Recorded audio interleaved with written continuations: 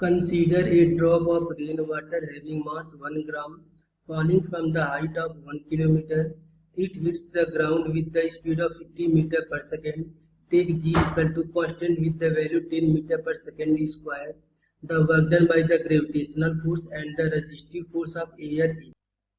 So हमें given है drop of rainwater of mass 1 gram. So यहाँ पे हमें given है mass का value 1 gram. यदि इसको हम किलोग्राम में कन्वर्ट करेंगे देन मास का वैल्यू हो जाएगा 1 डिवाइडेड बाई 1000 kg एंड इसका इनिशियल स्पीड हम कंसीडर करेंगे 0। Given A height of water rain drop from the ground is 1 kilometre. That means height का वैल्यू हमें गिवन है 1 किलोमीटर। यदि किलोमीटर को मीटर में कन्वर्ट करेंगे देन हाइट का वैल्यू हो जाएगा 1000 and speed of drop of rain water before colliding the ground is 50 metre per second. That means final speed इसका गिवन है 50 मीटर पर सेकेंड एंड हमें कैलकुलेट करना है work done by the gravitational force. So water drop का weight mg लगेगा vertically downward direction and displacement भी downward direction में है। सो फोर्स एंड डिस्प्लेसमेंट का डायरेक्शन सेम है देन एंगल का वैल्यू 0 हो जाएगा।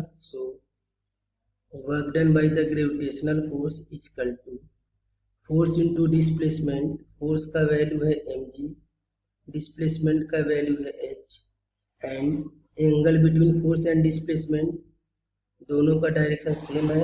सो एंगल हो जाएगा 0 डिग्री एंड cos 0 का वैल्यू होता है 1। So work done by gravitational force is equal to mgh। m का वैल्यू हमें गिवन है 1 ग्राम। यदि इसको हम किलोग्राम में कन्वर्ट करेंगे देन ये वैल्यू हो जाएगा 1 डिवाइडेड बाई 1000। g का वैल्यू हमें गिवन है 10 एंड हाइट का वैल्यू हमें गिवन है 1000 मीटर। सो 1000 से 1000 कैंसिल हो जाएगा then work done by gravity force is equal to 10 joule. So यहाँ से लिख सकते हैं work done by gravity force या gravitational force is equal to 10 joule and again हमें कैलकुलेट करना है work done by the air resistance force. So करेंगे work energy theorem. So work energy theorem होता है work done by net force is equal to change in kinetic energy and net force के work done में आएगा work done by air resistive force is equal to change in kinetic energy and change in kinetic energy का value हो जाएगा final kinetic energy minus initial kinetic energy. So यदि यहाँ पे हम वैल्यू पुट करेंगे then work done by gravity force का value हम कैलकुलेट कर चुके हैं 10 जूल। ये वैल्यू 10 हो जाएगा plus work done by air resistive force is equal to change in kinetic energy. Change in kinetic energy means final kinetic energy minus initial kinetic energy and kinetic energy का formula होता है half into mass. मास का value given हमें 1 ग्राम है जिसको हम kilogram में convert करेंगे तो 1 divided by 1000 into final velocity हमें गिवन है 50 मीटर मास इंटू वेलोसिटी का square minus kinetic energy initial and initial में मास का वेलोसिटी है 0। सो इनिशियल काइनेटिक एनर्जी हो जाएगा 0। सो ये वैल्यू हो जाएगा 10 plus work done by air resistive force is equal to 1/2 into 1 divided by 1000 into 50 का स्क्वायर करेंगे ये वैल्यू हो जाएगा 2500। सो यहाँ पे 2 जीरो से 2 जीरो कैंसिल हो जाएगा।